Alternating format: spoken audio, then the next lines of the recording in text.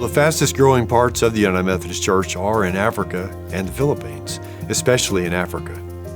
Africa University School of Theology is a critical part of the training of pastors and church leaders on the continent of Africa.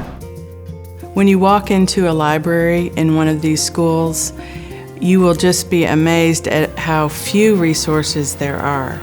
Because into the library, books, as we are hard copy, it is very, very expensive, and to bring them from Europe up to Gbarnga University, it is very, very expensive. We take the act of reading for granted here, but that's not so easy in Africa in many places, where you have one book for hundreds of people. Only the teacher will have a book of their own. Then the library will have at least a copy for 200 or more students to share. So it is a situation, a dire situation. We were leading a 3-day writing retreat for faculty, pastors, lay people in Liberia. When the idea just occurred to us, it was sort of a God moment. Why wouldn't the e-reader work? For one thing, you can put so many books on one e-reader.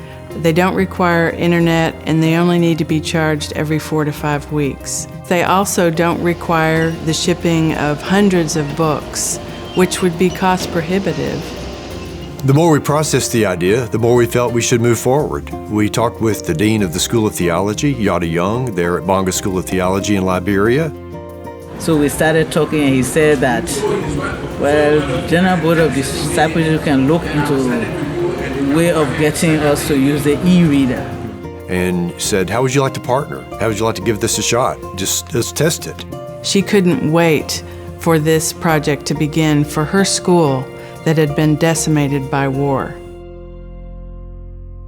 When we first introduced the students to the e-readers, let me just say the atmosphere was festive. Life-changing reactions. This was like turning the light bulb on for many students.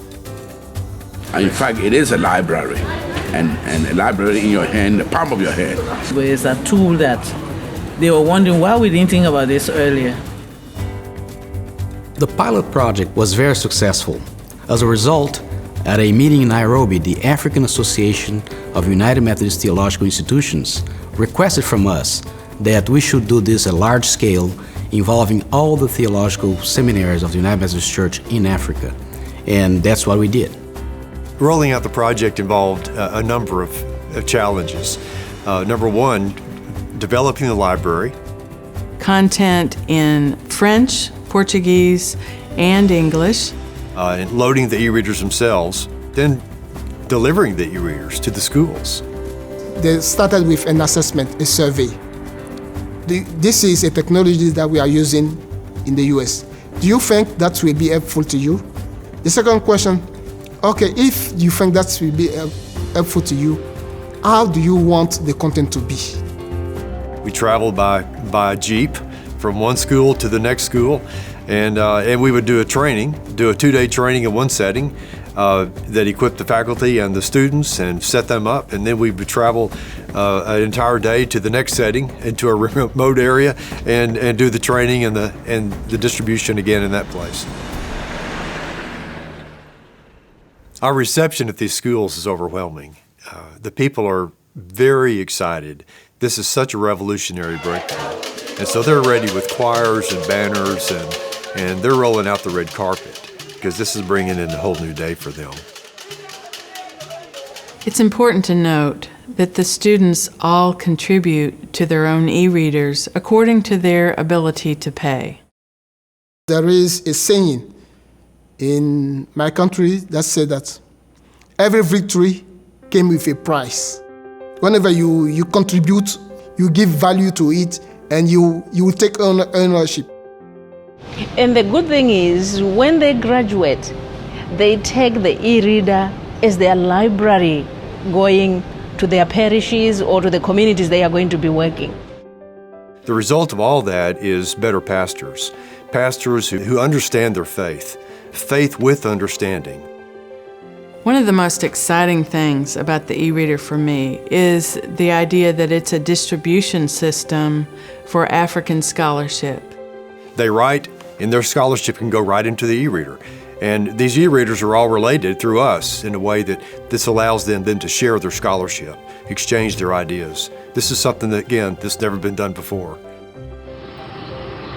We started working with a few theological schools in the Philippines at their request because they really had the need for more materials of the Wesleyan movement of the Methodist theology. You know, you could just feel the joy in seeing those books for the very first time and the chance that they could bring them home and study them or follow what the professors were telling them.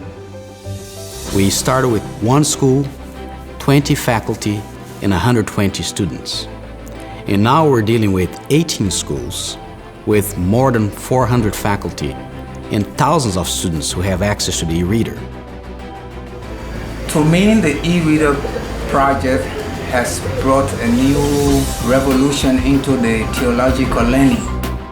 E-readers is like a solution to our need and to our problems. Because our students now have resources, they are now at the same level with those who are in the Western world where they have resources at their disposal. They don't even have to worry to go and fight for the one book in the library. They now have the library in their hands. It's very important for me to give credit to the agencies that have worked together to make this possible. Without them and without the donors who've really pitched in, both donor churches as well as donor individuals, this project would not have been possible. And our deep hope is that we can extend the e-reader project to other just as needy constituents. Now that we've seen the impact of schools that know that it's possible to have access to resources, and now that we've seen ourselves that it's possible to go about this in a sustainable way, there's no turning back.